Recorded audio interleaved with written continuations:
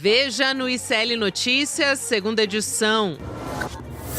A delação controversa. Mesmo com recusa da PF, vazamentos do acordo de Vorcaro assombram agora Davi Alcolumbre. Dark Horse liberado para estreia. Nunes Marques rejeita pedido de petistas para barrar filme em ano eleitoral. Carla Zambelli livre e solta. Justiça italiana nega extradição e ainda diz que Alexandre de Moraes foi parcial no julgamento. Fortuna obscena. Elon Musk se torna primeiro trilionário e tem mais dinheiro do que metade da população mundial junta. O ICL Notícias, segunda edição, está no ar.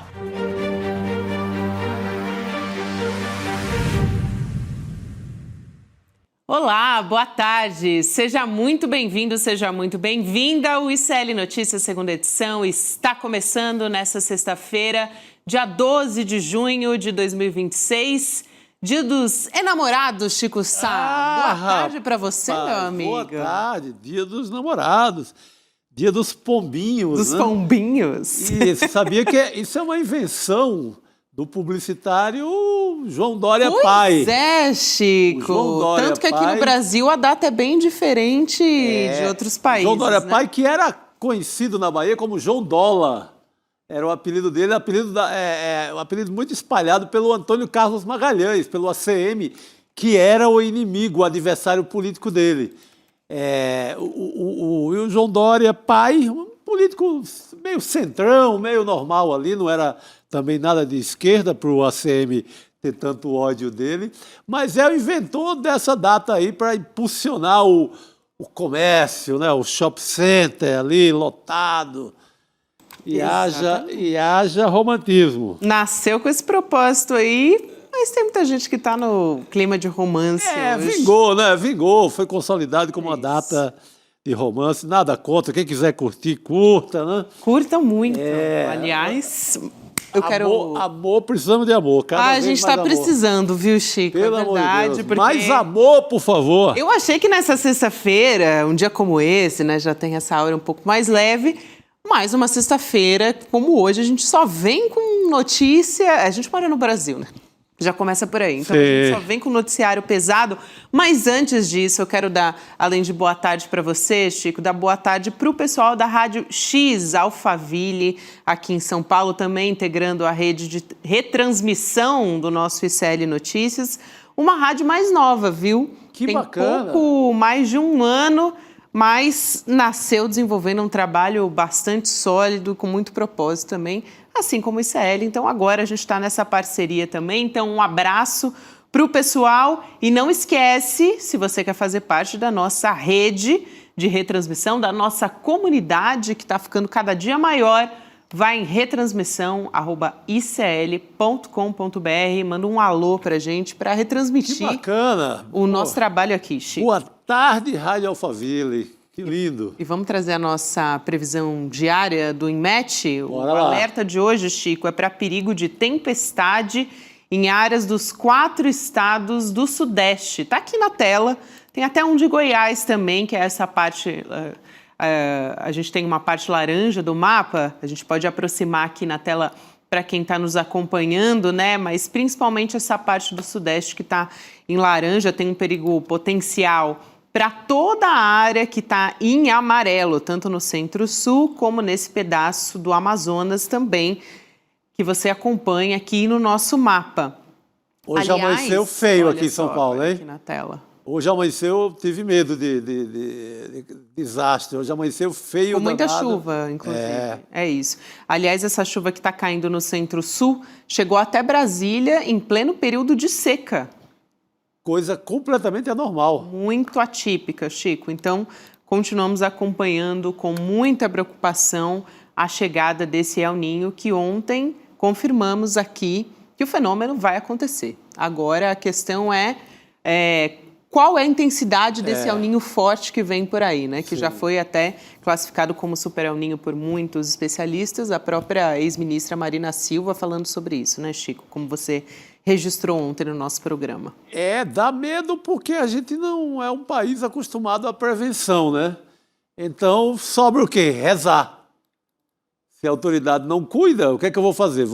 Cada um se apega ali na sua fé, porque as autoridades acabam nunca fazendo o que deve ser feito. É isso, a gente segue aqui para começar a falar do nosso cenário em Brasília, dos nossos assuntos da política. A Polícia Federal negou a nova proposta de delação premiada apresentada pelo Daniel Vorcaro, o dono do Banco Master, decisão que foi comunicada ao Supremo Tribunal Federal. Tá aí na tela a manchete também para você. O órgão avaliou que o Vorcaro não apresentou novidade em relação ao que já foi descoberto nas investigações. A gente vem falando muito aqui no ICL, né, Chico, ao que está no celular do Vorcaro, que a Polícia Federal está investigando, e não apontou crimes cometidos por parceiros. Essa foi a segunda recusa dos termos de colaboração propostos por ele em menos de um mês. E na visão dos investigadores, a maior dificuldade do Vorcaro tem sido a confirmação dos relatos também, com a apresentação de provas. Então, um exemplo disso é que o Vorcaro precisaria mostrar documentos do banco para provar o que ele está falando, o que ele está alegando nessa proposta, né? A Polícia Federal também pediu que o Vorcaro deixe a Superintendência em Brasília e seja transferido de volta ao Complexo da Papuda, hein? Por favor, é o que deve ser feito, porque ele está usufruindo do direito de quem vai delatar. Anuncia, faz os rascunhos lá, mas não tem prova. Pô, o cara é dono do banco, ele tem como pegar qualquer documento. Suponho que ele guardou alguma coisa dessa, mas até agora nada. Ele não tem absolutamente nada a mais do que a Polícia Federal tem. Então não dá para aceitar uma delação desse tipo, né? A delação é meio fajuta até agora. Eu acho que ele vai esperar a eleição. Ele estava muito esperando pesquisa, eu acho que ele vai esperar a eleição e fazer e delatar num ambiente ali já sabendo qual vai ser o próximo mandatário do país, como é que vai estar o cenário político. Eu creio que vai ser a jogada dela. É uma intuição minha, como velho repórter, que ele vai esperar a coisa afunilar mais no campo eleitoral para fazer essa delação. Eu falei aqui de o Vorcaro eventualmente deixar a Papuda, né, que é o que quer a Polícia Federal. Segundo as fontes ligadas à investigação, só para trazer aqui também mais informação, Chico, os policiais eles argumentam que a permanência do Vorcaro lá no local poderia comprometer o andamento das apurações relacionadas ao caso. Então, mas a Procuradoria-Geral da República, antes de chamar o nosso convidado aqui, que é o professor Cláudio Couto, estou muito ansiosa pela participação dele. Por favor. E pitacos dele a respeito desse assunto, professor, que já está aqui na tela, boa noite. Mas a Procuradoria-Geral da República tem, assim, um entendimento, está concentrando os esforços na devolução dos recursos pelo Daniel Vorcaro. Recursos, eu quero dizer dinheiro, tá, gente? Então, segundo a apuração da CNN, se o Vorcaro se comprometer a devolver 60 bilhões de reais, tem uma chance de o desfecho ser diferente do que foi na Polícia Federal. Agora sim, professor, bem-vindo, boa tarde. Boa tarde, obrigado. Olha, o problema é que esse dinheiro não deve existir, né? Esse é um dinheiro voador. É mais ou menos como o dinheiro que ele prometeu que devolveria aos investidores, e a gente sabe que o dinheiro sumiu. Então, mesmo essa promessa de que ele vai ter toda essa dinheirama para poder ressarcir os prejuízos que causou, me parece que ela simplesmente não existe, ela já evaporou e sabe-se lá para onde que foi. Então, no mínimo, teria que entregar aqueles aos quais ele beneficiou em contrapartida a algum tipo também de benefício que obteve de agentes públicos, né? A gente viu hoje aparecer essa informação sobre o Alcolumbre, que o Alcolumbre nega, mas a gente já viu coisas muito mais substanciosas aparecendo sobre o Ciro Nogueira, né, sobre o Flávio Bolsonaro. Há também suspeitas grandes aí recaindo sobre ministros do Supremo, no caso Alexandre de Moraes, Toffoli e Nunes Marques, porque o filho do Nunes Marques, que era praticamente um estagiário de direito, foi contratado a peso. Então, evidentemente, não faz sentido alguém tão jovem, tão incipiente, ser contratado a peso de ouro. Então, a gente tem aí uma série de coisas que precisam ser melhor explicadas por ele e as quais, até agora, ele não explicou. Eu acho que se isso ocorresse, aí talvez houvesse aceitação da relação premiada dele, mas sem dinheiro e sem informação relevante, que não é informação que já está nos celulares do próprio Vorcaro, que a Polícia Federal obteve por outros meios, eu acho difícil que a coisa avance e que haja qualquer alteração. Agora, ele parece que é realmente um grande milongueiro, né? Ele, assim como enrolou um monte de gente que perdeu dinheiro no banco dele, agora ele está tentando também enrolar a Polícia Federal e também a Procuradoria-Geral da Justiça, da República, perdão. Perfeito, eu acho que caminha por aí. Outro dia vi uma nota na coluna da Mônica Bergamo, na Folha de São Paulo, que era muito curiosa, que era assim, sobre o clima digamos, da cabeça, do pensamento do Vorcaro, que ele, na maioria dos momentos, assim, ele achava que sequer havia cometido crimes, que ele, no delírio ali particular, ele achava que podia dar um dinheiro a outra pessoa como sinal de amizade. Então, ele não via nada do que cometeu dentro do escopo de Código Penal, de que fosse passível de ser criminalizado, Cláudio. Vê que doideira, que era assim. Não, por que eu não posso dar o dinheiro para o Ibanez? Por que eu não posso dar o dinheiro para o meu amigo Ciro? Por que eu não posso chamar o meu amigo Ciro para uma temporada romântica nos Alpes? Então, eu sou mesmo generoso com os meus amigos. Então, ele sequer tinha chegado numa situação de entender como crime as ações praticadas. Então, fica difícil, né, Cláudio? Não, fica difícil. E aquela história, eu acho que eu preciso escolher melhor os meus amigos, né? Porque não tem nenhum amigo meu que dispõe de tanto dinheiro assim para mim. Eu também. Acho que todos nós, professor. Né? Porque eu sou simpático, porque eles gostam de mim, alguma coisa assim. Eu preciso ver se eu arranjo, né?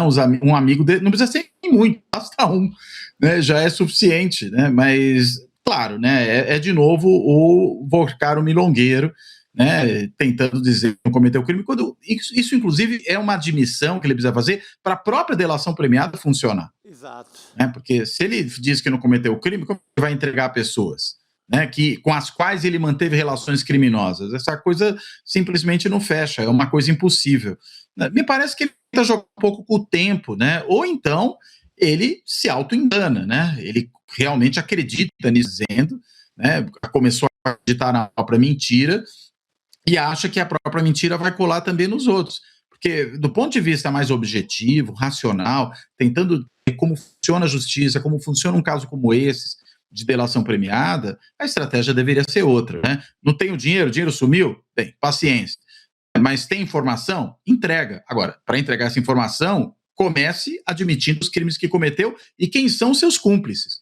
Porque aí sim, a delação pode ter pé em cabeça e aí ele pode até ter algum benefício. Mas do jeito que está, talvez tentando bancar o esperto, ele não vai ter benefício algum final, vai terminar mal. Poxa, professor, você não tem um amigo para pagar uma viagem de férias de 2 milhões nos Alpes franceses? Também não. Como assim? Não tem. Os meus amigos são muito mão de vaca, eu não sei o que acontece, eu preciso realmente escolher melhor, viu? Também, professor, a coisa tá ruim por aqui. O Klaus, aqui na nossa audiência, pergunta, devolver para quem esse dinheiro, quando se fala do dinheiro do Vorcaro? Tem quem tinha até 250 mil, só lembrando, recebeu. Ou recebe nos próximos dias por conta do fundo garantidor. Mas quem tinha, Klaus, acima de 250 mil não recebeu nada, recebeu só até 250 mil. Então, há uma dívida imensa para muitos clientes do banco. E só aqui para trazer... Ele precisaria começar... Não, desculpa. Começar ressarcindo o próprio FGC, né? Exato. O Fundo Garantidor de Crédito. Exato. Porque ele causou um rombo no FGC e foi de má fé. Né? E nisso quase teve uma mãozinha amiga do Nogueira, né, que multiplicaria esse prejuízo por 4. Né? Ou seja, provavelmente o FGC talvez nem tivesse todo esse dinheiro para bancar o tamanho do rombo que o Vorcaro produziria. Então ele começa ressarcindo o próprio FGC. Depois ele tem que ressarcir os que ficaram com valores acima do FGC. Né? E outros, né, que no fim das contas nem são correntistas individuais, investidores, mas, por exemplo, fundos de pensão não são garantidos pela FGC, vai ter que ressarcir também. Honestamente, né, gente, não tem esse dinheiro. Esse dinheiro foi perdido. Sim.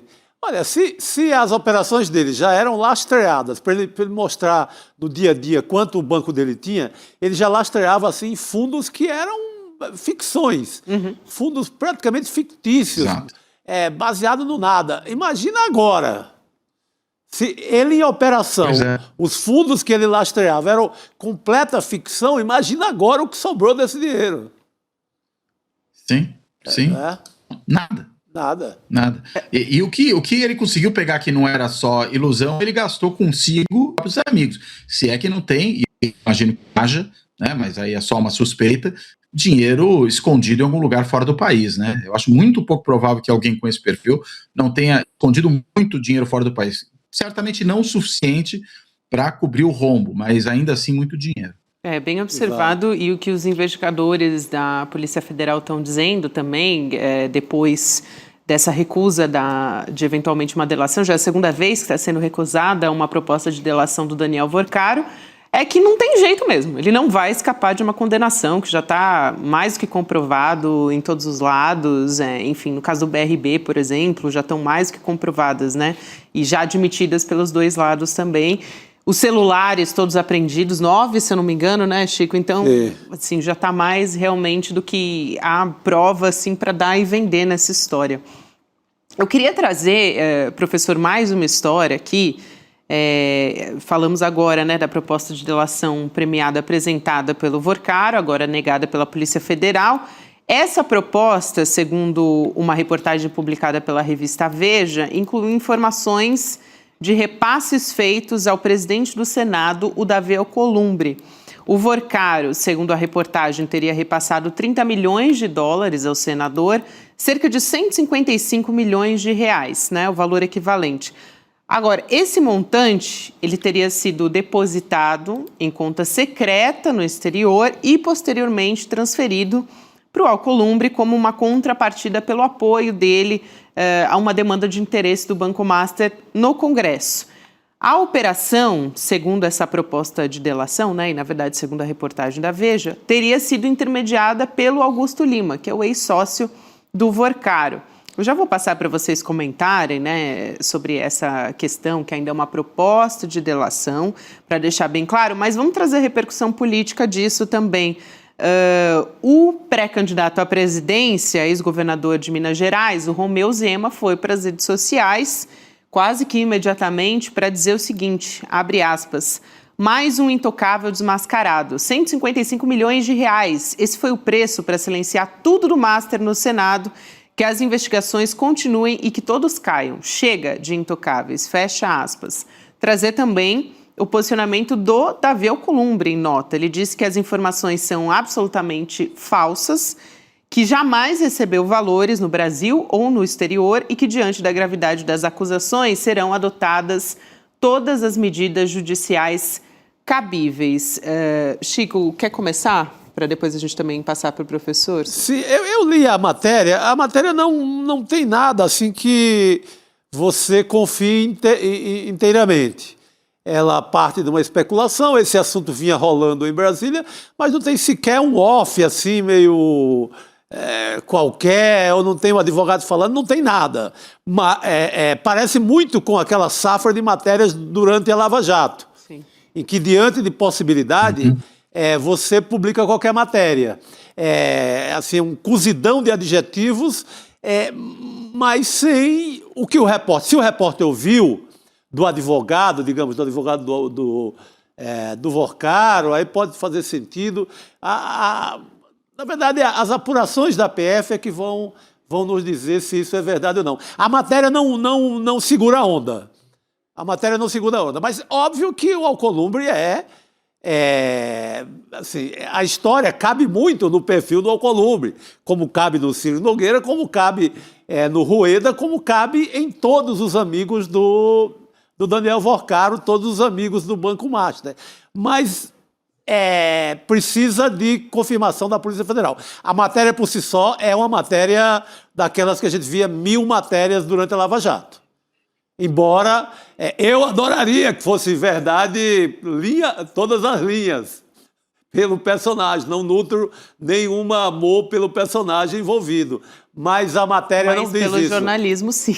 Pelo jornalismo eu tenho um certo cuidado. A matéria nem em relação ao Alcolumbre segura-onda, nem em relação ao PT da Bahia, como eles dizem, aí é mais frágil ainda. Só conta aquela história do Credit Sexta, que um dia o governo da Bahia favoreceu, mas também é totalmente vago. Eu não estou dizendo que não seja verdadeira, pode ser, mas na matéria não tem nada que você se apegue para defendê-la. Professor. Não, eu concordo, eu acho que é por aí mesmo, né? A gente está falando de população, é alguém que falou que há. Não é nem delação, né? Proposta ter alguma coisa. Sim, proposta de delação. E a gente sabe que delação não é prova. Isso. Delação pode ser caminho para a prova. Pode até corroborar a prova, mas ela por si só não é prova. Então fala o que quer. Precisa apresentar algum tipo de comprovação.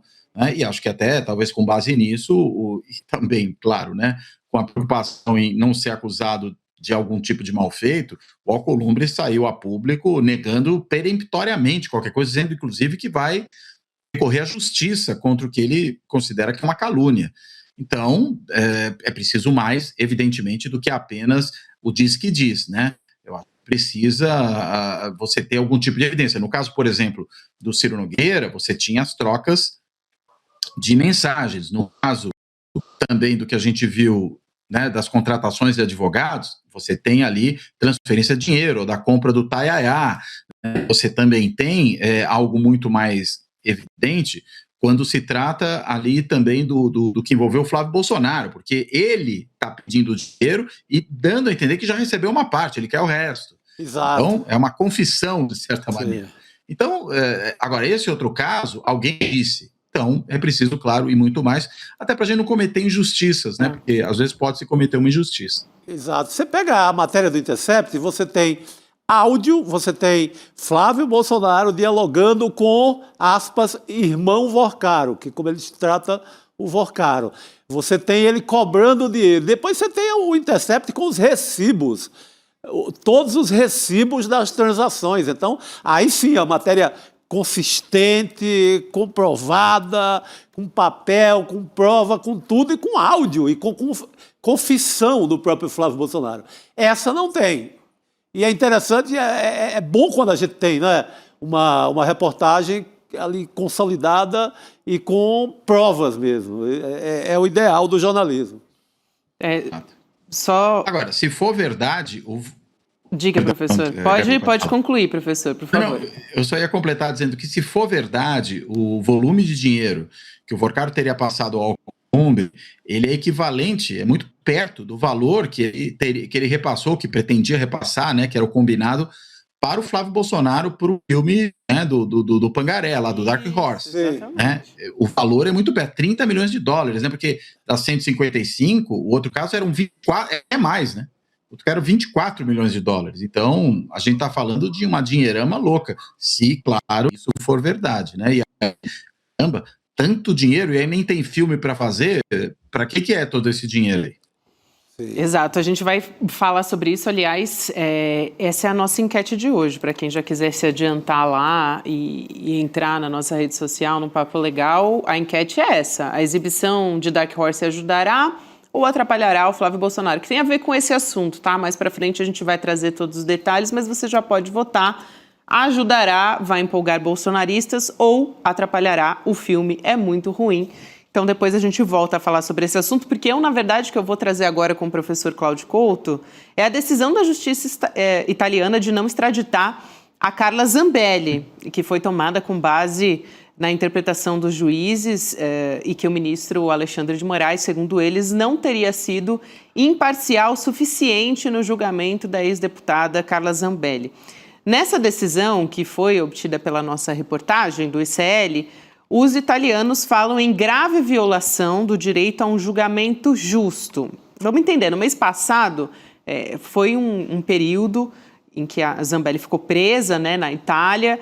Ela foi solta no mês passado e a Corte Máxima do país, da Itália, optou por não atender a esse pedido de extradição que foi feito pelo Brasil.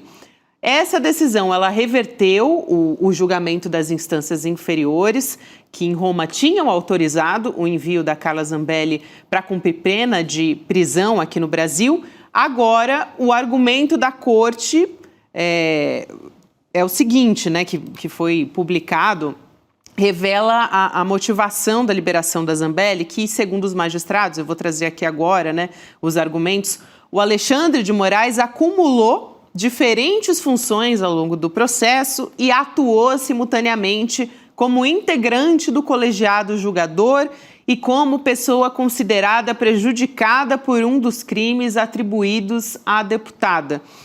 E aí a gente tem uma resposta do presidente do Supremo, o ministro Edson Fachin, reafirmando independência e imparcialidade do Supremo nesse julgamento da ação, e disse que acompanha com preocupação essa decisão da justiça italiana. O STF está argumentando que a denúncia foi oferecida pela Procuradoria-Geral da República, que foi recebida por unanimidade na primeira turma do Supremo, que referendou as decisões do ministro Alexandre de Moraes. Então, não foi uma decisão, né, isolada do ministro Alexandre de Moraes. Ainda que a decisão tenha sido lamentada, o que o governo brasileiro vai fazer nessa situação? Vai insistir na extradição. Como? Porque a Zambelli, ela também responde por aquela ameaça armada, né? Lá às vésperas das eleições de 2022. E nesse caso, foi até o ministro Gilmar Mendes quem liderou o processo e tem uma próxima audiência já marcada para o dia 1º de julho. Professor, quero te ouvir, claro, sobre essa decisão que diz respeito ao outro caso envolvendo a Zambelli, né, que é sobre a invasão do CNJ, e ainda tem um outro processo, que é aquele que ela percorreu armado um jornalista, né, o Luan, nos Jardins. Exato. Olha, eu acho que esse outro caso pode ter um desfecho diferente, né? E por que eu digo isso? Porque o acórdão que foi publicado pela Corte Italiana, o que ele diz é que não houve imparcialidade objetiva no processo dela. E eles não estão questionando a imparcialidade subjetiva, para tentar traduzir um pouco isso, né, para o entendimento comum. Na realidade, a imparcialidade subjetiva seria o juiz dizer, olha, eu não tenho nenhum tipo de interesse pessoal aqui, vou julgar com a maior isenção possível, tal. Ok, é uma questão subjetiva dele. Ele pode não ser de verdade. E isso é um problema que a gente vê constantemente quando se levanta a questão de que os juízes podem ter, em algumas situações, relações diretas ou indiretas com o caso que está sendo julgado, e seria mais prudente que eles se afastassem. Falar, olha, para evitar qualquer tipo de questionamento, eu me declaro aqui impedido nesse caso, né, me declaro suspeito, então eu não vou participar desse julgamento. Muito bem, julgamento, às vezes, de outros elementos, né, no encaminhamento do processo. Veja, no caso da arma, né, dela correndo atrás do cidadão no meio da rua, enfim, o juiz ali está diretamente envolvido com isso, tem nada a ver com eles. É aquele cidadão e a Carla Zambelli, né, correndo com a pistola ali no meio do jardim, até tiro saindo, que parece que não foi dela, foi de segurança, mas enfim, uma situação que não tem nenhuma relação direta com o STF. Agora, no caso da violação, né, do sigilo cibernético, né, da invasão que houve ao site do TSE, descrever aquela falsa decisão judicial assinada teoricamente pelo Alexandre de Moraes, mas que a gente sabe que não foi assinada por ele, de alguma maneira a figura do próprio Alexandre de Moraes é afetada, porque ele é mencionado, né, naquela decisão fake que foi produzida ali. E aí, eu diria que a prudência recomendaria que ele tivesse se afastado do caso. Como eu estou aqui sendo mencionado nessa situação, melhor eu não participar desse processo, os outros juízes participam. Se isso tivesse sido feito, eu não creio que essa adesão da Suprema Corte Italiana, da Corte de Apelação, né, tem outro nome, Corte de Cassação italiana, teria ocorrido. Né? Eu acredito que talvez o desfecho tivesse sido outro, acho muito provável. Né? Agora, como esse é um caso em que, de fato, você pode questionar, né, a participação do juiz, não porque ele não tenha, de fato, sido isento. Isso é uma outra discussão, mas pelo fato de que o processo exige que ele, digamos, seja mais do que insuspeito. Né? Aquela história, né, daquele ditado da mulher César, não basta ser honesto, tem que parecer. Não basta o juiz ser imparcial, ele tem que parecer imparcial. E isso não é uma questão apenas das aparências. né? É uma questão do processo. Então, é essa parcialidade objetiva que foi questionada e daí anulou a extradição. Agora, como outro caso, você mesmo, além de tudo, o Alexandre de Moraes sequer é o juiz que conduz o processo, eu acho que ela talvez possa ser extraditada pelo outro caso. Não sei se será, não sei se eles vão, de alguma forma, considerar que um caso acaba tendo algum tipo de influência sobre outro, não sei, né? Aí precisa aguardar o julgamento, mas se for pegar os casos separadamente, eu acho que para esse outro há motivo, sim, para promover a extradição sem qualquer tipo de questionamento. Quero muito agradecer aqui a sua participação, professor Cláudio Couto. É sempre um prazer te receber aqui no ICL e no N2 também. Obrigada e até uma próxima oportunidade. Obrigado a vocês, obrigado de novo pela conversa, Gabi, Chico, estou sempre à disposição. Boa noite, professor. Também, professor. Obrigado.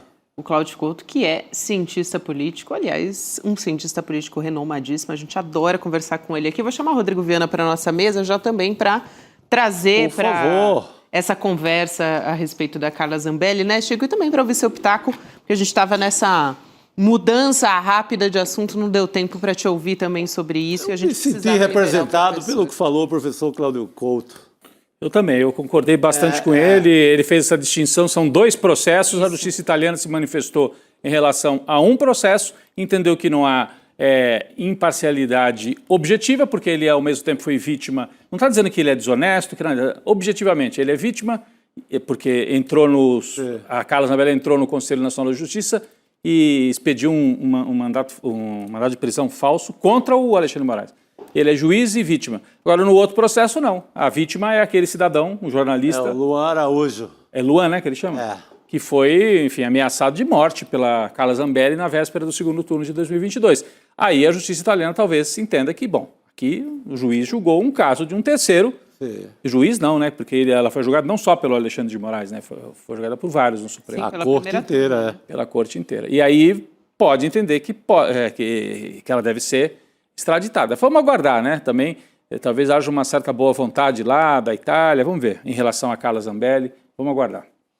Vamos, Rodrigo. E antes disso, eu queria aqui chamar a atenção de que nesse final de semana a gente promoveu, aliás, nessa semana, e vai de novo trazer um encontro do Eduardo Moreira para falar sobre o El Niño, né, para explicar as causas, os impactos também da crise climática, o que nos aguarda, além do Guy McPherson, o Leonardo Boff, ecoteólogo, veio para conversar com a gente, também um ativista pelo clima, o Bruno Araújo.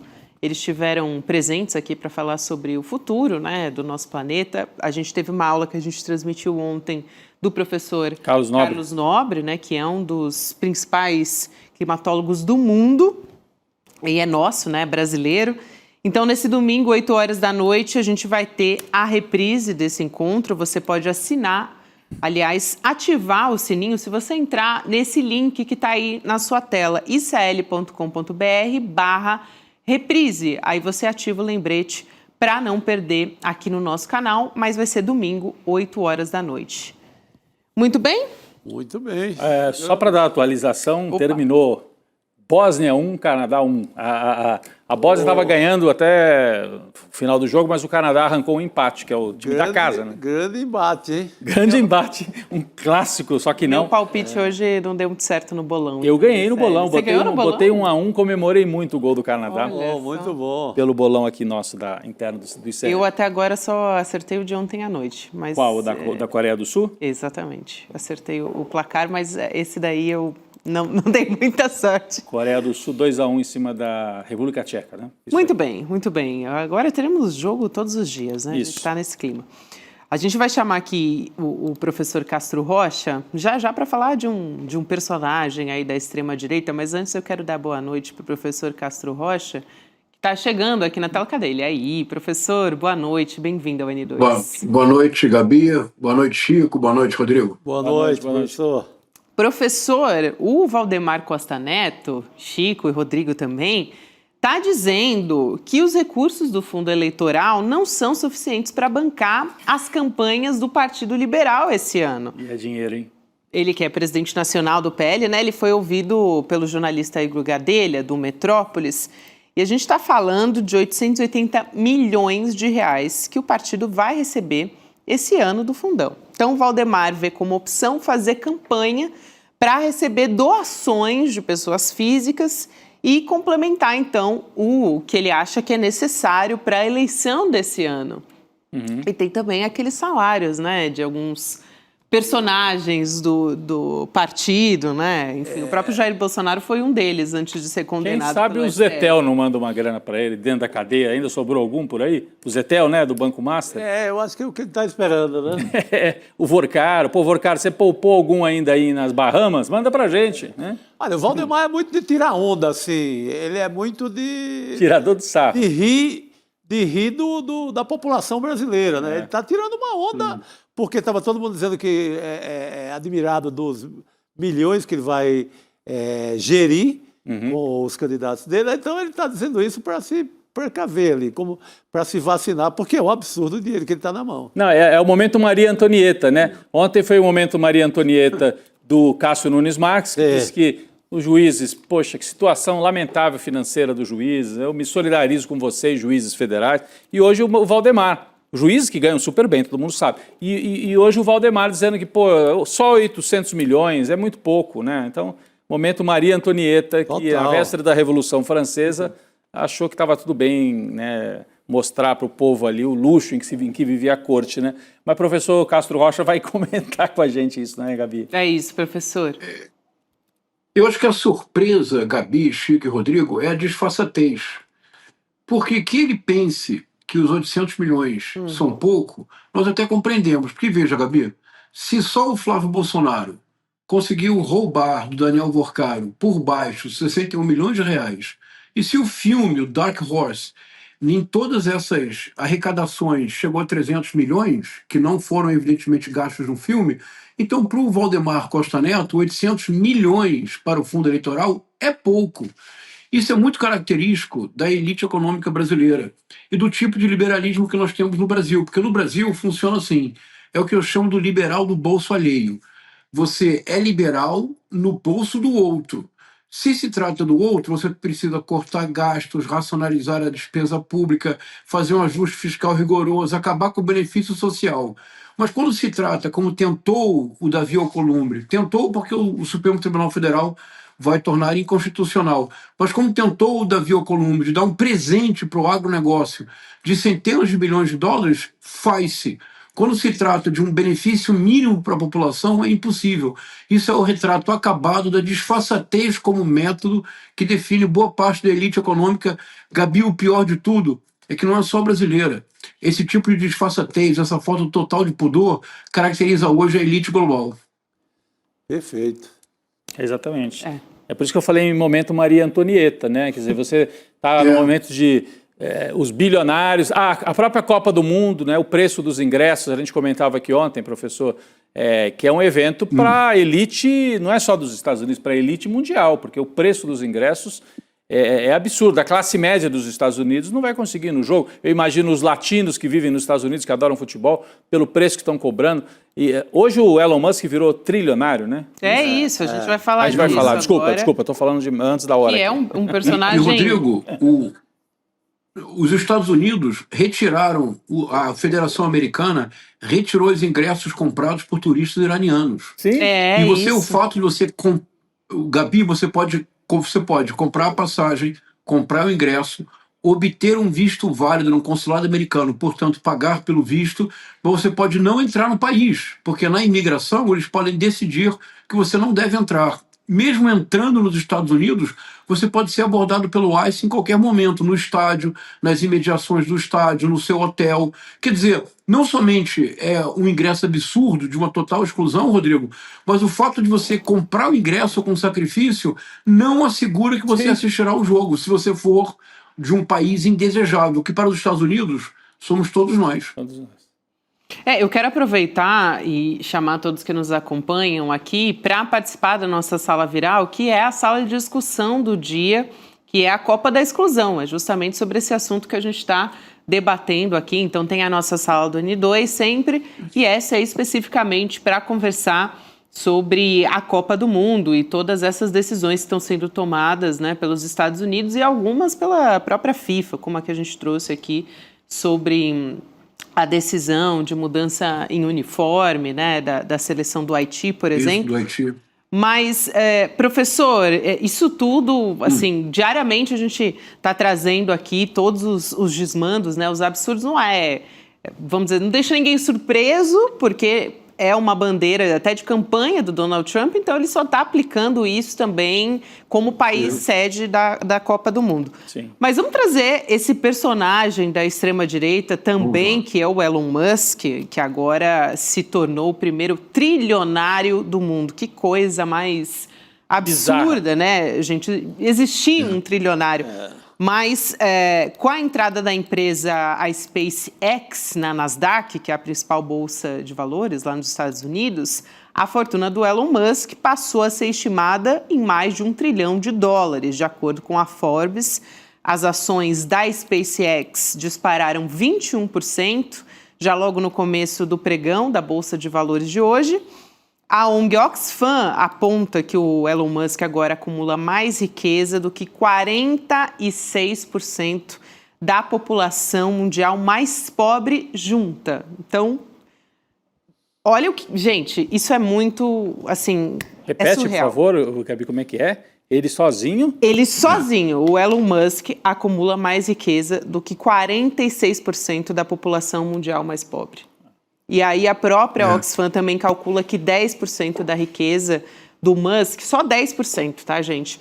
Seria o suficiente para erradicar a pobreza extrema por um ano.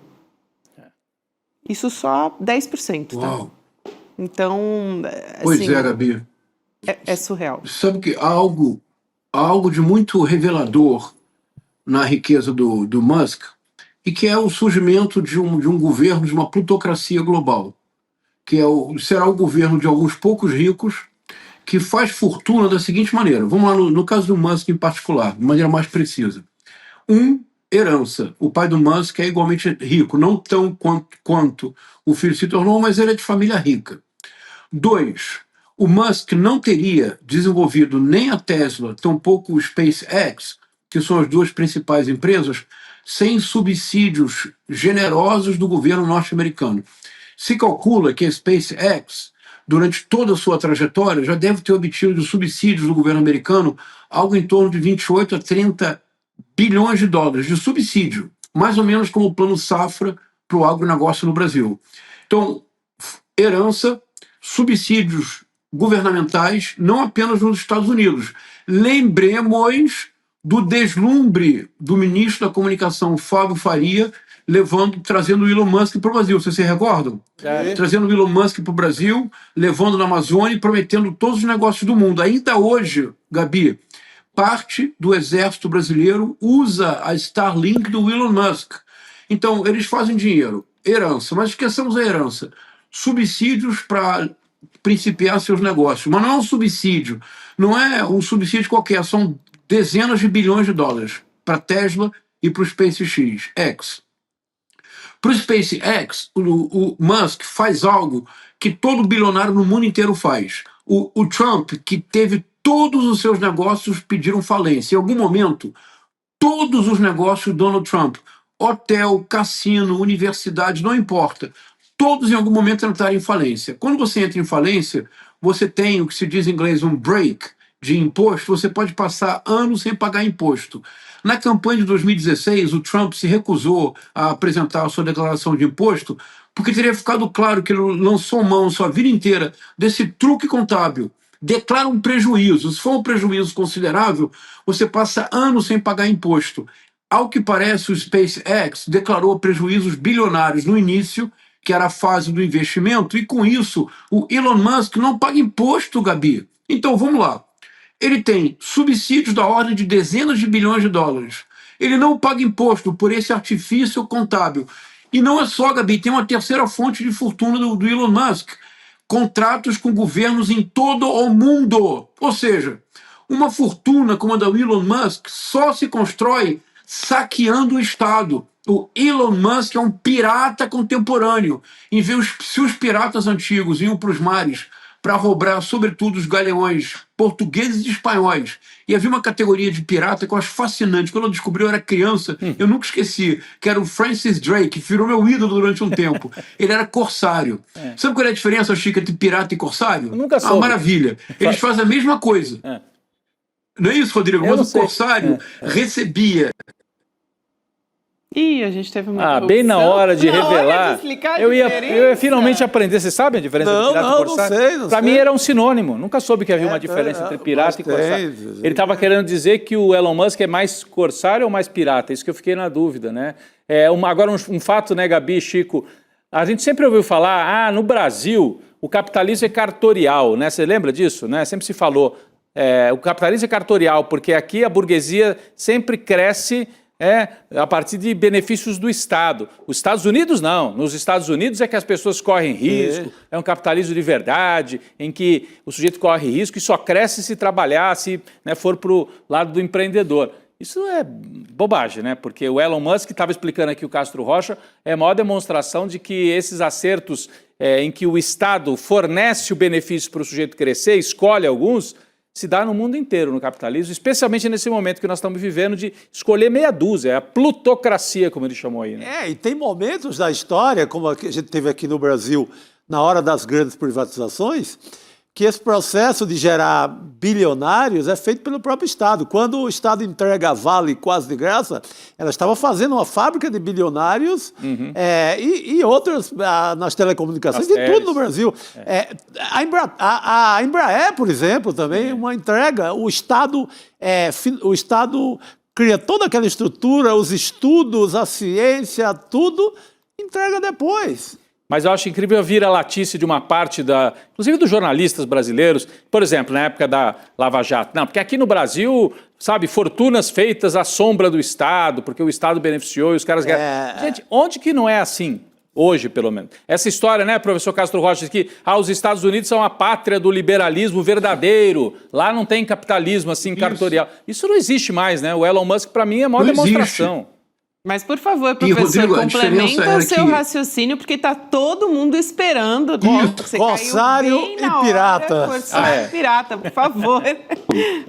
O corsário recebia uma carta, que era a carta de corso, e ele era um pirata oficial. Então, por exemplo, e eu descobri isso muito jovem, eu nunca esqueci, Gabi, li na enciclopédia Conhecer, Lombada Vermelha, 8 anos de idade. Francis Drake, corsário. O corsário era um pirata que recebia uma carta de corso e assim agia oficialmente em nome de um reinado. Olha que maravilha. A Rainha Elizabeth tinha um pirata favorito, era o Francis Drake. Então o Francis Drake, quando roubava, ele roubava como qualquer pirata, mas ele roubava em nome da rainha. O Elon Musk, o Trump, há pouco tempo, numa entrevista, cometeu um ato falho, ele disse assim: não, nós ficamos com o petróleo da Venezuela. Nós somos piratas. Como ele é ignorante, ele não sabe a diferença de pirata e corsário. Mas é isso. Então, eu estava escutando o Rodrigo, o Chico agora, é isso mesmo, pessoal. Essa ideia de que é um empreendedor... A gente está com problemas, né, com o sinal do professor Castro. Que pena. Não, acho que é até bom ele se reconectar, porque daqui a pouco ele vai fazer o comentário sobre literatura. Precisamos dele, né, Gabi? E no comentário sobre a literatura, né, não podemos fazer por ele essa parte. Está todo mundo esperando aqui, né? No exatamente. Nosso chat, ele volta. Legal também. Mas então ele explicou que o corsário era aquele pirata que atuava com uma carta oficial do rei, no caso, geralmente da Inglaterra, né? Eram os piratas.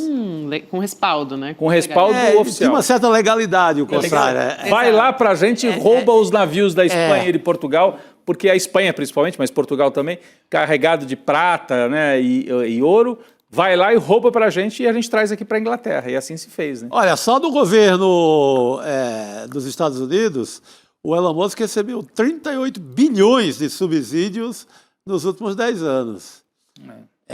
E não está contado aqui essa última parte que ele fazia ele estava meio no governo, né? Ele era... funcionário, praticamente. Então, não tem essa parte ainda, mas só antes de entrar no governo, 38 bilhões de dólares as empresas do Elon Musk receberam do governo, do dinheiro do povo norte-americano. Então, para fomentar o grupo Elon Musk. Tudo quando você vê foguete, as grandes invenções, os aviões do Brasil, tudo foram forjados inicialmente a sombra do Estado. O Estado faz, depois o espertão pega e leva para ele. E aí temos o nosso subsolo vendido, entregue a Vale do Rio Doce e outras entregas, né? A Sabesp agora, a Sabesp foi repassada para fundos de investimentos da Faria Lima. Aí daqui a 2 anos, esses caras aparecem na capa da Forbes como o mais rico do mundo, de São Paulo, da América Latina. Quando começa a fortuna dele? Na água de São Paulo, na água entregue, no patrimônio de um serviço público que era muito bom, feito por décadas, pago, financiado pelo povo de São Paulo. Então, as fortunas são feitas assim. E, professor, a gente queria trazer aqui o nosso momento literatura, que tem a ver com essa relação do Elon Musk com o presidente dos Estados Unidos, né, com o Trump, por meio de uma peça do Shakespeare. Eu vou ler um trecho aqui e depois o professor vai explicar para a gente. Então, o Ricardo III, ele diz o seguinte aqui neste trecho que eu vou ler para vocês. Ó segmento amargo, que ainda viva Eduardo em verdade, nobre príncipe. Primo, não costumavas ter pouco entendimento. Queres que seja claro? Quero os bastardos mortos, e quero isto feito já, depressa. Que dizes agora? Fala prestes, sê breve. Professor, explica o contexto em que essa conversa aconteceu. Vamos lá. E como que isso se aplica nessa relação do Trump. Nessa cena, o Ricardo III acabou de chegar ao poder. Ele literalmente sentou-se no trono. Nessa cena ele fala com o Duque de Buckingham. E para sentar-se no trono, ele faz algo que só o teatro shakespeariano é capaz. Ele diz para o primo, primo, venha, dá-me tua mão, para ele subir no trono. Ele não precisa da mão do Duque de Buckingham para subir no trono. O Shakespeare está mostrando para a audiência que o operador, aquele que possibilitou ao Ricardo III chegar ao poder operando nos bastidores, foi o Duque de Buckingham. A minha intuição, Gabi, esse é um livro que eu vou publicar agora na Flip, a minha intuição, Gabi, é que o Elon Musk é o Duque de Buckingham do Donald Trump.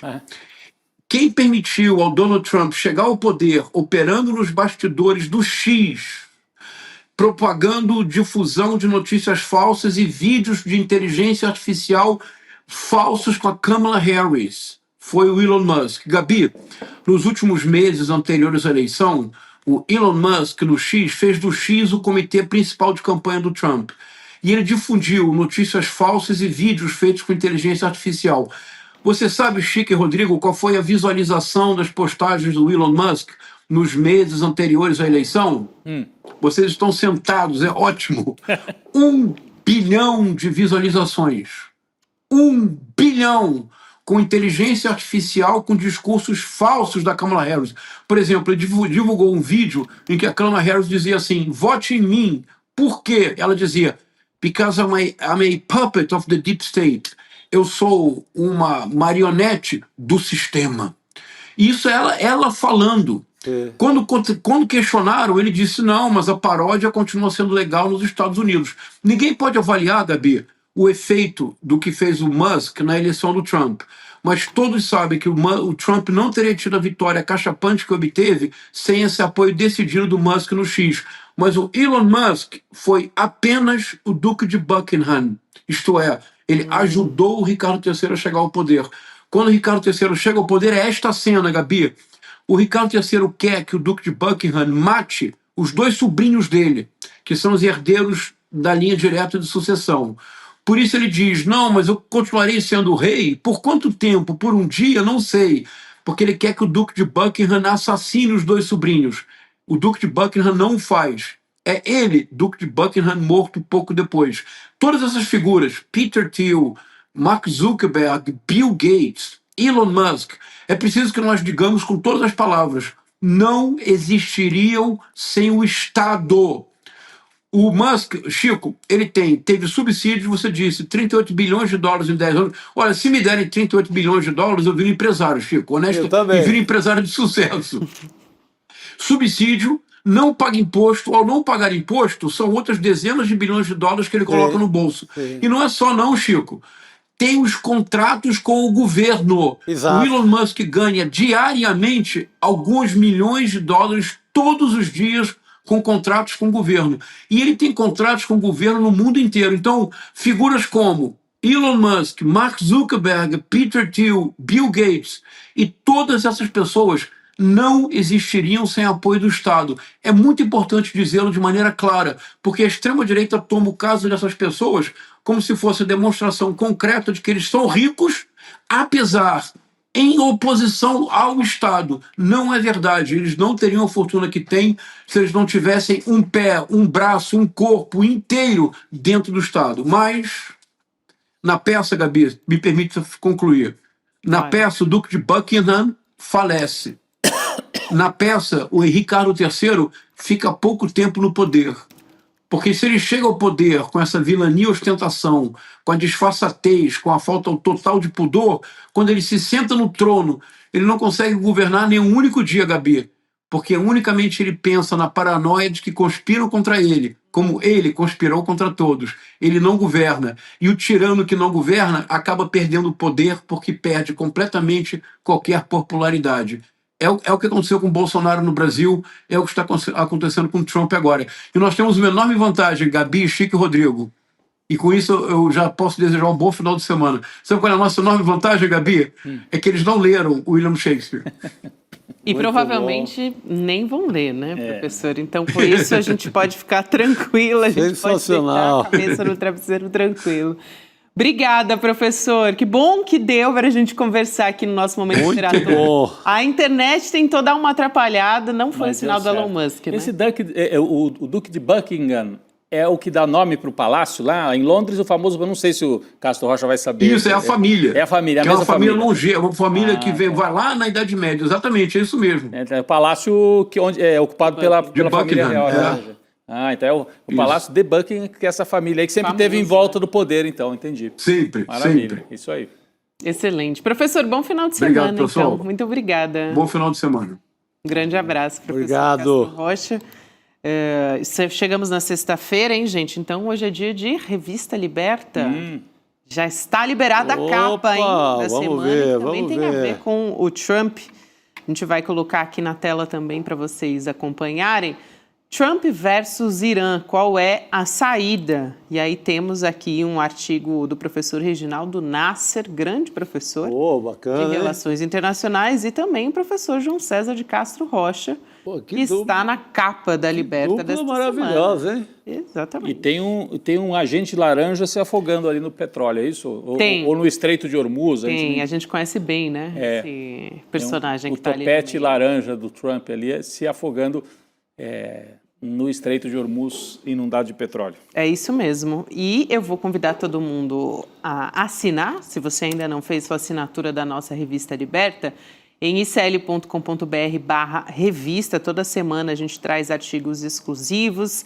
Tem os artigos de pessoas que são fixos da nossa revista, tem jornalistas nossos, né? Tem o Leandro Demore, o próprio professor Castro Rocha também, mas os convidados que, dependendo do assunto do tema da semana, vem escrever para a gente. Chico Sá, por exemplo. Já estive lá, já frequentei. Estou vendo que nessa edição, Jamil Chad, Juca Kfouri, Márcia Tiburi, o Luiz Costa Pinto, Adriana Ferreira Silva, Leonardo Boff. O Sensacionalista tem uma coluna fixa, né? É verdade. E tem uma charge também, ali semanalmente, além da reserva exclusiva que traz ali os bastidores da política. Essa é quente. Semanalmente. Falando em bastidores da política, gente, vamos trazer outro assunto aqui também, uma outra notícia. O presidente do TSE, o Cássio Nunes Marques, volta mais uma vez a ser nosso assunto hoje, porque o Nunes Marques, ele rejeitou o pedido de aliados do presidente Lula para impedir a exibição do filme Dark Horse durante o período eleitoral. A justificativa foi que os autores dessa representação não têm legitimidade para ingressar com a ação, uma vez que eles não concorrem ao mesmo cargo que o Flávio Bolsonaro. Esse pedido ele foi assinado pelo deputado federal Rogério Correia e pelo advogado Marco Aurélio de Carvalho, do Grupo Prerrogativas. O pedido que foi, no caso, rejeitado pelo Nunes Marques, né?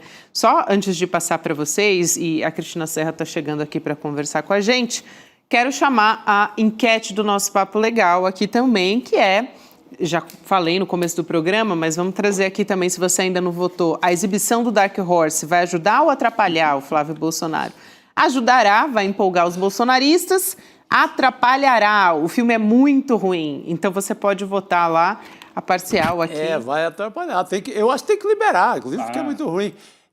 Liberar você pode discordar do conteúdo, pode ter fake news, mas é um filme, é uma obra, ao meu ver, é uma obra de ficção. Tem que liberar geral. O que eu acho que pode dar num veto ao filme, de repente se comprova que é um produto feito todo de roubo. Aí é outra coisa. Um produto feito de roubo, que se teve dinheiro de fraude, de fundos fraudulentos ligado ao Master, se o fundo era do PCC, como já foi noticiado essa semana, aí sim, o filme tem que ser embargado por questão que é um produto de roubo. É fruto de receptação. Exatamente, mas o conteúdo estético, não tem que PT correr atrás para proibir filme de ninguém, sabe? Não é papel de deputado nem de ninguém, de político, está proibindo filme. Também acho. Aí vale para Godard e vale para esse filme que é um terror. Mas não tem que proibir filme nenhum. Você falou do Godard porque, né? Foi proibido. Jesus Salim Marie. Vê que a minha memória operou nessa máquina do tempo, anos 80. Eu estava na faculdade, o pessoal fez projeções clandestinas. Exatamente. Era proibido. Estive em sessões clandestinas. Também estive. Jesus Salim Marie. Veemente com ela, me levou lá para os anos 80. Muito bom, Chico.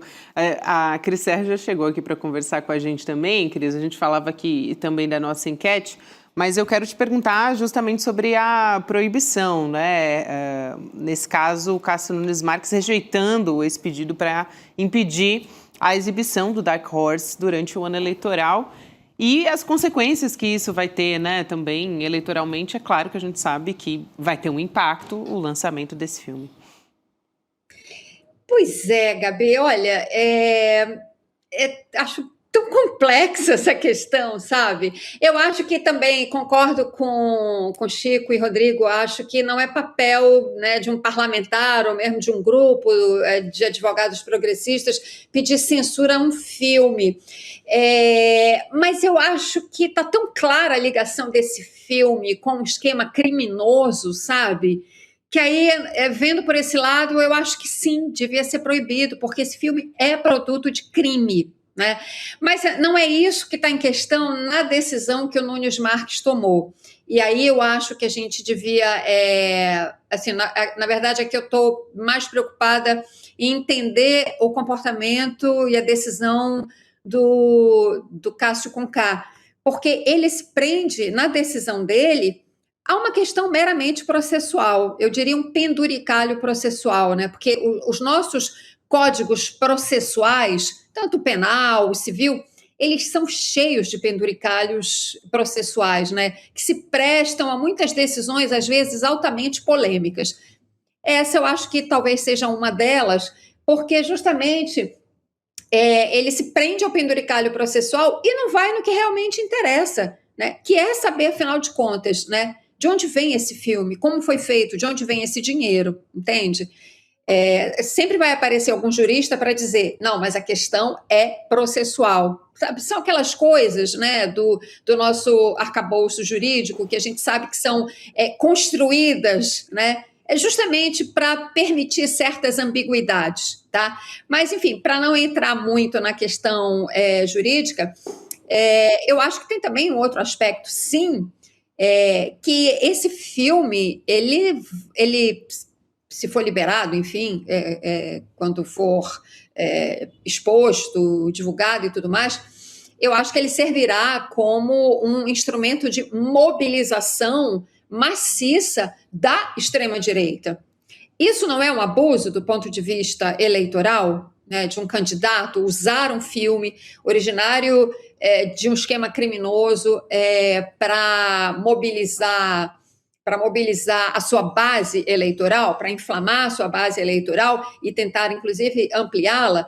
Porque, assim, o maior cabo eleitoral do Flávio Bolsonaro é o pai dele, que está quietinho, calado, porque está condenado, cumpre medidas cautelares. A gente comentou isso mesmo aqui ontem. Como é bom não ouvir Jair Bolsonaro.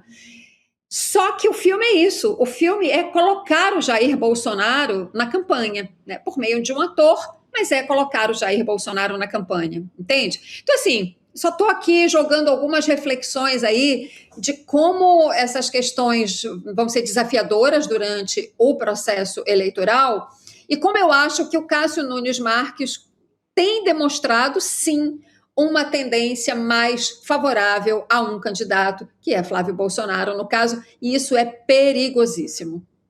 Ele é o presidente do TSE. Né? Não, mas eu achei boas as ponderações da Cris. É que a gente está aqui fazendo a defesa da liberdade, tudo, né, de que uma obra, ainda que seja uma obra que a gente sabe que foi feita dessa maneira, você proibir um filme é sempre algo drástico, né, uma obra de ficção.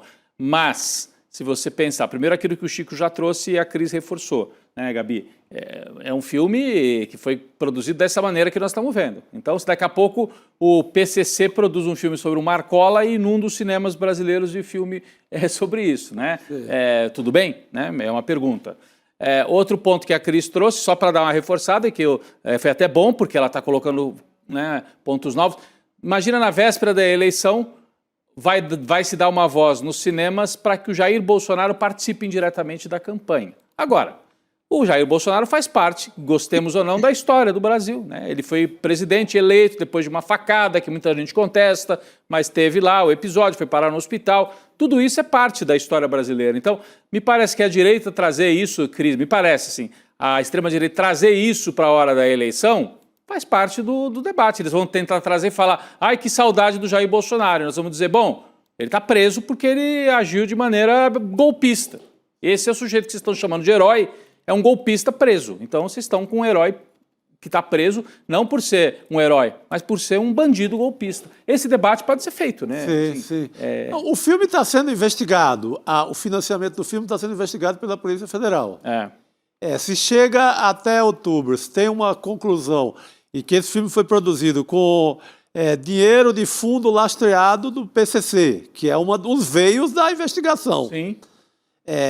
Outra parte, dinheiro dos cofres do contribuinte de São Paulo, dinheiro público da Prefeitura de São Paulo, que é outro ramal da investigação também. Eu gostaria de entrar nesses temas aqui, por favor. Chico, porque é justamente isso, assim, a gente tem um componente novo dessa história, né, que é a produtora do filme, a Go Up Entertainment, que declarou que a produção custou 75 milhões de reais. Então, calma, essa informação está numa perícia privada que foi contratada pela própria Go Up e que foi anexada ao processo em que aquele Instituto Conhecer Brasil, que é da mesma dona, a Carina da Gama, é investigado por suspeita de desviar dinheiro de um contrato com a Prefeitura de São Paulo, né, Chico? Então, é uma apuração que saiu no portal Metrópolis, do Renan Porto, que teve acesso a esse documento.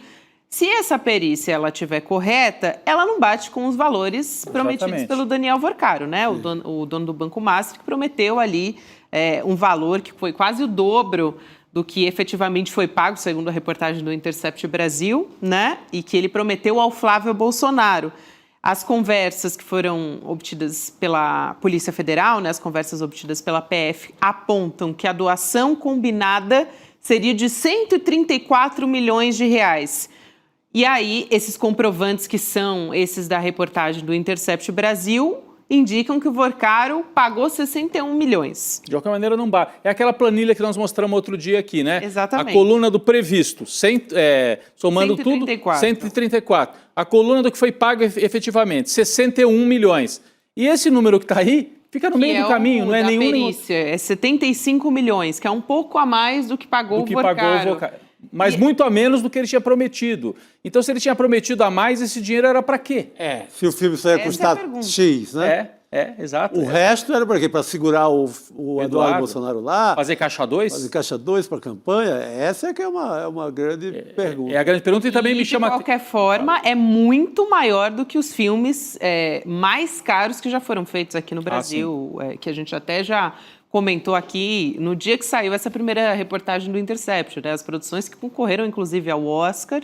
A gente tem o Dark Horse, agora 75 milhões, segundo essa perícia, que foi contratada pela própria Go Up, que é a produtora do filme. Ainda estou aqui, 45 milhões. O Agente Secreto, 28 milhões. Chateau, o Rei do Brasil, 24 milhões de reais. Então, essas são as produções mais caras do cinema brasileiro, para a gente ter uma comparação aqui, né, do que a gente está falando. Não, e é só falar uma coisinha rápida antes de passar de volta para a Cris. Me chama a atenção, você falou uma perícia privada. Quer dizer, a produtora precisa de uma perícia para saber quanto é que custou o filme? Ela não tem uma planilha que ela sabe? Porque eu, se sou a produtora do filme, o básico é você ter ali... Poxa, é tanto dinheiro, você tem que saber cada centavo. Gastei X com produção, X com atores, X com deslocamento, viagem, com a equipe técnica, iluminação, enfim, todo A não ser que alguém, uma turma da família, estivesse desconfiando da produtora, a produtora desconfiando do outro ramal lá do fundo americano. Que alguém se sentiu roubado, vamos fazer uma perícia. Vamos fazer uma perícia, pode ser. Mas é estranho, né? Porque normalmente a planilha da produtora... O filme já tem Deveria ter. Um planejamento de gasto, já sabe quanto vai gastar. Eu acho que é desconfiança interna de que alguém roubou alguém. Cris. Ela precisa apresentar alguma comprovação dos gastos, né? A produtora precisa apresentar para a polícia e aí mandou fazer essa perícia. Agora, como o Rodrigo falou, precisou fazer uma perícia, né?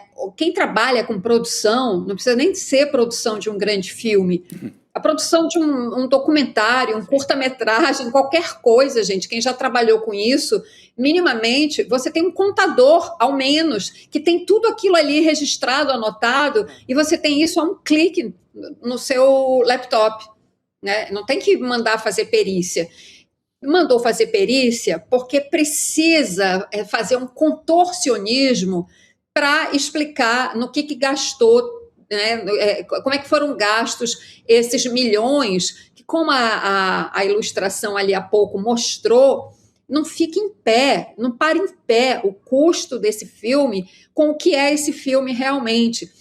Você vê a comparação com 3 filmes, né, que fazem uma reconstituição de época primorosa, porque são filmes que falam dos anos 1970, né? É cuidadosíssima a reconstituição de época, de figurino, de cenário, de tudo, nesses 3 filmes, né? Tanto né, que pelo menos o Ainda Estou Aqui e o Agente Secreto foram super premiados, né?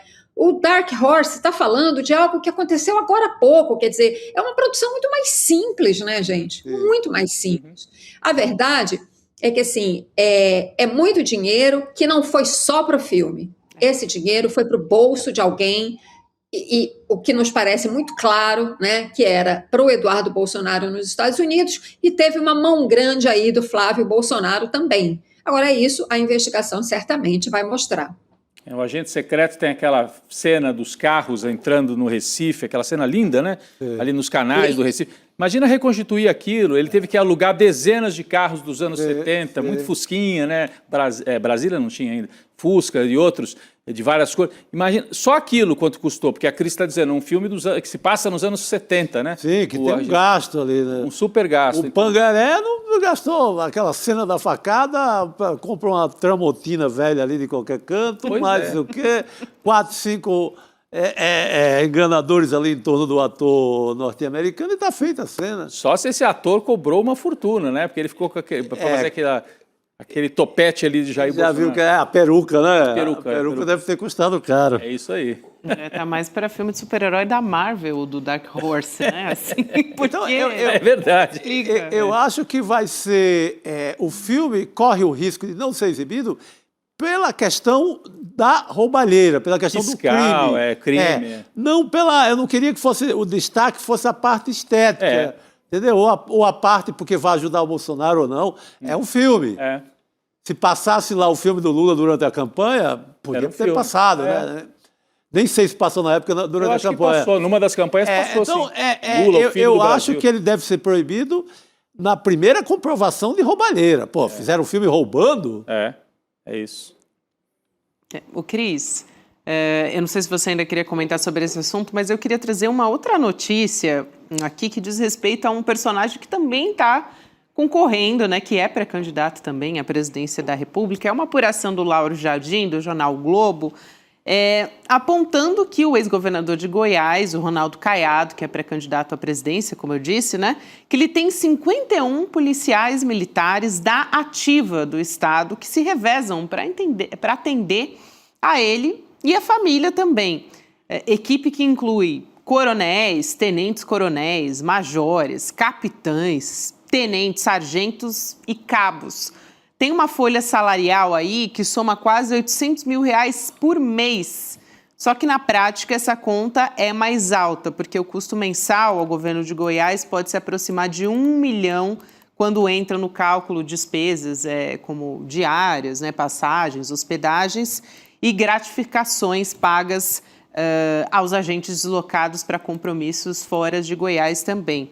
O Caiado foi procurado pela reportagem e disse que a obrigação de garantir segurança a ex-governadores e suas famílias vigora desde 2010 em Goiás. Está inscrita, inclusive, na Constituição do Estado e ressaltou que a equipe tem, na verdade, 4 integrantes a cada dia e não 51 pessoas. Vou aqui abrir aspas para o ex-governador também, para um outro trecho da fala dele, que ele diz assim: quem combateu o crime organizado e reduziu em 84% os crimes violentos em Goiás precisa de segurança. E tem mais, após a homologação da candidatura, haverá proteção adicional da Polícia Federal. Fecha aspas. Aqui, é muito interessante isso, né? Porque ele diz assim, Chico, em um momento, né? Essa obrigação já vigora há muito tempo e tal. Se você for pegar o histórico, né, da família Caiado na política, na verdade é bastante antigo também. O número de pessoas empregadas no Estado durante os mandatos dele, você pegar, é tudo por aí. Cris. Assim, antes de mais nada, é claro que toda autoridade, alta autoridade, digamos assim, né, federal, estadual, claro que precisa de alguma segurança, né? Ainda mais se a pessoa quer ter minimamente uma vida o mais normal ou o mais próximo possível da normalidade, né? Que um governador ou um presidente possam ter.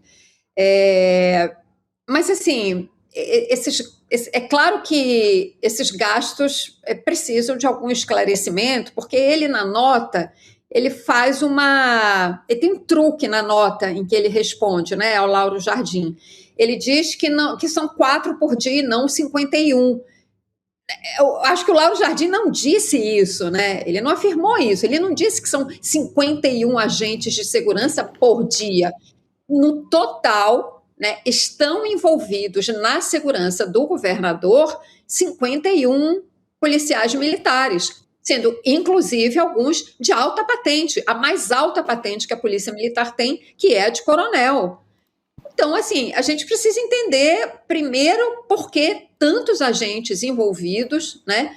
O que fazem exatamente e o quanto cada um recebe para essa tarefa. Eles devem certamente ter uma escala. Então, assim, não é com um truquezinho tentando desqualificar a informação que ele vai explicar para o contribuinte goiano, né, como é que o dinheiro do contribuinte está sendo gasto com a sua segurança. Então, assim, é razoável que ele tenha, sim, alguma segurança, né, mas isso tem que ser explicado. Não vale essa nota, né, com um truquezinho aí para enganar a trouxa, né?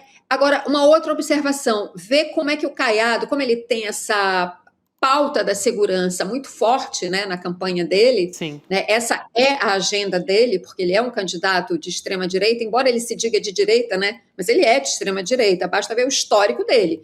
Vamos lá, é um coronel da UDR, né? Todo mundo lembra que era a União Democrática Ruralista. Então, precisa... perdão, o que eu estava dizendo, como é que ele aproveita da situação, né, para, falando da sua própria situação, fazer campanha, né? Propagandear aí essa agenda da segurança, quando ele diz que eu combati o crime organizado, por isso posso ser vítima, sou ameaçado e preciso de toda essa estrutura de segurança, né? Então, assim, ele não perde a oportunidade de fazer disso, né, da própria situação dele ser um assunto da campanha dele, o tema da campanha dele, né? Total. E bem observado pela Cris, né? Essa questão da segurança pública enfim, o Ronaldo Caiado não é de hoje, e claro, como um candidato da extrema-direita sempre usa essa questão, e o populismo penal também é uma pauta muito forte na extrema-direita. Eu quero adiantar uma pauta para a gente ficar de olho na semana que vem, gente, que é a seguinte: o presidente da Câmara, o Hugo Motta, ele incluiu na pauta do plenário da terça, portanto, na semana que vem, o projeto do governo sobre o fim da escala 6x1. Então, o Hugo Motta ele escolheu o deputado Léo Prates para a relatoria desse projeto, que foi o mesmo que relatou a proposta que já foi aprovada na Câmara dos Deputados. Que é a PEC, né? Porque que é a PEC que foi proposta pela Erika Hilton. Sim. O Hugo Motta ele escolheu o Léo Prates para a relatoria, então. E esse projeto do governo, ele é aquele que foi enviado com urgência. Sim. Então, o texto passou a trancar a pauta, porque ele não foi votado em 45 dias, e o Hugo Motta, ele pressionou pela retirada da urgência, só que o governo não cedeu. Então, continua lá com urgência. Para destravar essa pauta, né, tentar votar projeto antes do recesso, porque já a Câmara dos Deputados entra em recesso, começa no dia 17 de julho, o Hugo Motta decidiu votar o texto com o mesmo conteúdo da PEC que foi aprovada já no mês passado. Aí quebra um acordo que ele fez com o governo federal, né, que a Câmara dos Deputados fez, e o Hugo Motta, na figura de presidente da Câmara também, que estava prevendo que esse projeto do Executivo, do governo Lula, trataria só das mudanças nas jornadas de carreiras específicas. Então, a gente tem que ver agora, porque vai cair no colo do Alcolumbre essa pressão também. Se for aprovado pelos deputados, o texto vai seguir para o Senado, ainda em regime de urgência. Então, ele tem que ser aprovado num prazo ali de 45 dias antes de trancar a pauta. E o Alcolumbre ele está tentando segurar essa história de qualquer jeito, né? Diz que só vai tratar dessa história se ele conversar com o presidente Lula. Então, mais uma questão que é colocar mais uma batata quente para a semana que vem aí, no colo do Alcolumbre também, provavelmente, Cris. Olha, Gabi, se esses políticos, esses dois aí que você mencionou, os presidentes das duas casas, tivessem um mínimo de sensibilidade para as necessidades da população brasileira, eles colocariam esses projetos para serem votados, né, rapidamente, e até poderiam tirar algum benefício político eleitoral disso, dizendo, olha, ajudamos a melhorar a vida do trabalhador brasileiro. Mas como eles são mais serviçais do patronato do que do trabalhador, então fica esse jogo muito próprio, né, do Congresso Nacional, né, eu empurro aqui, você empurra dali, você segura aqui, eu seguro daqui, entendeu? E fica toda essa tramitação confusa, né? Até porque tem uma PEC e tem um projeto, né, que é o do governo. Eu me lembro de ter falado isso aqui no N2 lá atrás, quando essa história começou,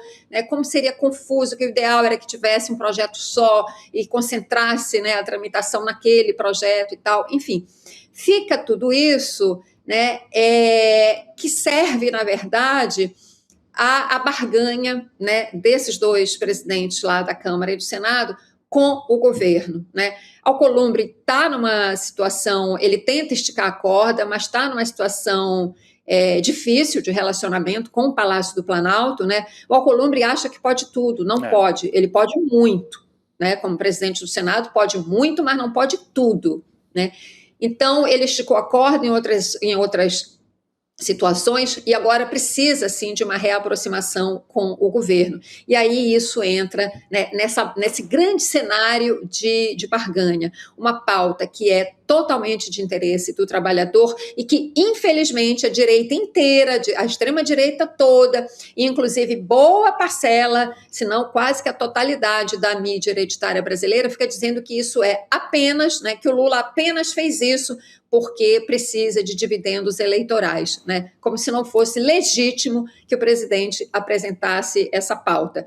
Enfim, é um jogo ainda que vai ter alguns lances aí que a gente precisa acompanhar antes do recesso. Espera-se que isso tenha um desfecho e que seja favorável aos trabalhadores antes do recesso do Congresso Nacional. É o que a gente espera, Exato. Rodrigo. É isso mesmo. Gabi, posso aproveitar aqui para fazer um convite, inclusive para a Cris Serra, que mora no estado do Rio. Domingo, pessoal, estou lançando o meu livro no Rio de Janeiro. É um livro que trata da Colômbia, está aqui na minha mão, ó, né? Está aí no telão também. Então, lançamento no Rio da Espada de Bolívar, Democracia e Revolução na Colômbia. Tem segundo turno na Colômbia no dia 21. A gente vai fazer um lançamento lá na Rua do Ouvidor, Chico, na livraria Folha Seca. Você já deve ter passado por lá. Belo lugar para o lançamento, viu? Super legal, né? Ali na calçada, na rua. Isso, no centro do Rio de Janeiro. Um debate com o Lucas Rocha, nosso colega também, que é especializado em temas da América Latina. A gente faz um debate, conversa um pouquinho sobre Colômbia, sobre a eleição. Eu falo um pouquinho do livro também. Cris, você está convidada. Eu sei que você fica, às vezes, fora da cidade do Rio de Janeiro, né? Fica no interior do estado. Mas se você puder estar na capital do Rio de Janeiro, será um prazer você estar por lá também. Eu sei que a Gabi talvez também esteja no Rio, né? Que talvez, vamos ver. É um belo passeio, passear ali na Rua do Ouvidor. A Folha Seca é uma das melhores livrarias de rua do Brasil, é linda. Tem ao lado, tem o boteco de um amigo meu, a Toca do Baiacu, que é maravilhosa. Quem sabe depois do lançamento a gente vai assistir os Jogos da Copa, que também vão passar. Não vai ser na hora aqui, vai ser logo depois, Gabi. Então deixa o convite aqui, Cris, para você também. Rodrigo, farei o possível para estar presente, sim. Esse livro é super importante, estou doida para ler, fala sobre a nossa querida Colômbia, esse país maravilhoso. E reforço o que o Chico Sá falou. Livraria no centro do Rio, gente, é tudo de bom. O centro do Rio é o meu lugar preferido no Rio de Janeiro.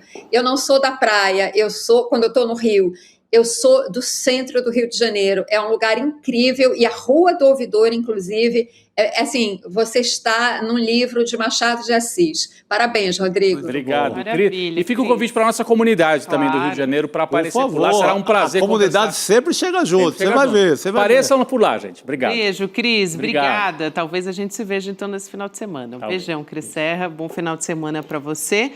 Convidar a nossa comunidade e agradecer a nossa comunidade que ficou com a gente até o final do programa, né? O Nelson Barbosa, Sérgio Viana, Vanusa Brandão, Rosimeire Nascimento, José Alves, grande elenco sempre a nossa audiência. Traz o resultado da nossa enquete também do Papo Legal. Vamos ver como é que ficou então. A exibição do Dark Horse vai ajudar ou atrapalhar o Flávio?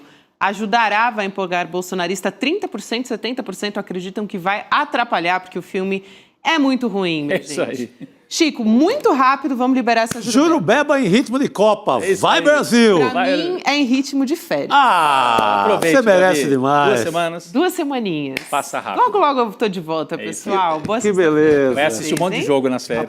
Aproveita em Pernambuco. É isso aí. Eu tô pronta para São João e para as férias e também para a Copa. Pode vir tudo aqui que eu tô agora, ó. Tchau, gente. Até daqui 2 semanas. Valeu. Bom fim de semana. Bom final de semana.